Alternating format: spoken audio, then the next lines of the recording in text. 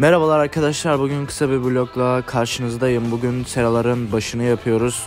Kış geldiği için artık fideler donuyor. Bundan dolayı da nemli kalması gerekiyor içeri. Hadi videoya geçelim. Bu arada takip edin.